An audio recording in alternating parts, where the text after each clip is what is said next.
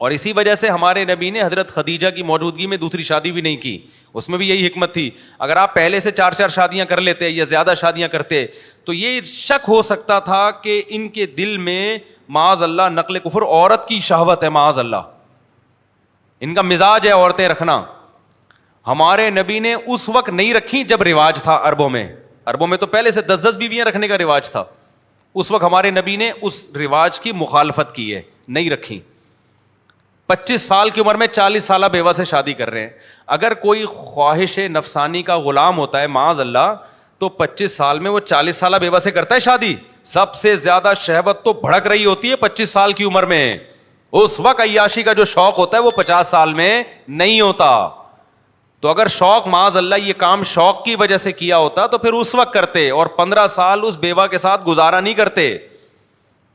اور پھر 50 سال میں جا کے آپ نے نکاح کیے جب انسان میں نکاح کی خواہش کم ہو جاتی ہے، اور پھر ان میں بھی زیادہ بیوہ عورتوں سے کیے.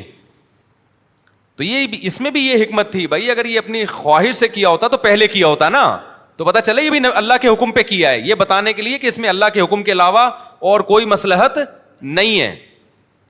سمجھتے ہو کہ نہیں سمجھتے ہو؟ تو اللہ نے ہمارے نبی کو ہر لحاظ سے ایسا بنایا کہ آپ کے کیریکٹر پہ، آپ کے کردار پہ، آپ کی نیت پہ کوئی بھی انگلی نہیں اٹھا سکتا. نام کوئی پھر بھی کوئی ہٹ دھرم اور ضدی کا تو کوئی دنیا میں علاج نہیں ہوتا. وہ تو کرتے رہیں گے. وہ تو حضرت مریم پہ زنا کی تہمت لگی ہے، جب یہودیوں نے لگائی ہے تو اللہ نے حضرت مریم کی برات کا کیسے اعلان کیا؟ حضرت عیسیٰ ماں کی گود میں بول رہے ہیں. کوئی بولتا ہے ایسے بچہ؟ ساری دنیا کے سامنے بول رہے ہیں، تقریر کر رہے ہیں میں پیغمبر ہوں، میری ماں زانی نہیں ہے. پھر یہ ہو سکتا تھا بھائی کوئی جادو ہو گیا ہو. پھر وہ جو پیغمبر بڑے ہو رہے ہیں ان کی سیرت سے پتہ چل رہا ہے وہ مردوں کو زندہ کر رہے ہیں، وہ کیا کر رہے ہیں کہ پرندوں کو بناتے ہیں اور پھونک مارتے ہیں وہ پرندہ اڑ جاتا ہے.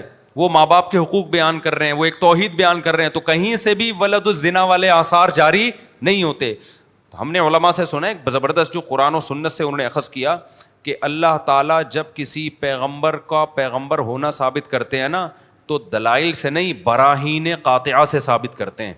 برہان کہتے ہیں ایسی دلیل جو چڑھتے سورج کی طرح ہو، جس کے بعد انسان کے پاس انکار کی کوئی گنجائش نہیں ہوتی. ایسی دلیل کو عربی میں کیا کہتے ہیں؟ برہان. اس کی مثال ہے جیسے مناظرہ ہو رہا ہو بند کمرے میں، ایک کہہ رہا ہے بھائی سورج ابھی نہیں ہے، رات کے 12 بج رہے ہیں، دوسرا کہہ رہا ہے بھائی دن کے 12 بج رہے ہیں، اور شرطیں لگا رہے ہیں، بحث کر رہے ہیں، دیکھ کل اتنے بج کے اتنے منٹ پہ، اور وہ فلکیات کا علم سے اتنے میں ایک بندہ کھڑکی کھولے بولے یہ دیکھ کیا ہے، یہ کیا ہے، سورج چمک رہا ہے، یہ تیرا باپ ہے. کراچی میں تو اسی طرح بولیں گے نا، یہ تیرا باپ روشنی بھیج رہا ہے اتنا بڑا بلب لگا کے، یہ جو دھوپ پھیلی ہوئی ہے، سورج تو نہیں دکھایا دھوپ دکھا دی، کہ یہ جو دھوپ دکھائی ہے یہ سرچ لائٹیں لے کے تیرا باپ بیٹھا ہوا ہے اوپر. یہ کتنی بڑی دلیل ہے کہ سورج ہے. پھر بھی کوئی کہے نہیں یار یہ سورج نہیں ہے، سورج ہوتا تو نظر آتا، یہ اصل میں یہ کوئی نیا سولر سسٹم آیا ہے. تو اگلا کہے گا سولر سسٹم تو چلتا ہی سورج سے ہے. ٹھیک ہے، وہ کہہ رہا ہے نہیں یہ وہ سولر سسٹم ہے دن میں چارج ہوا تھا رات میں چل رہا ہے.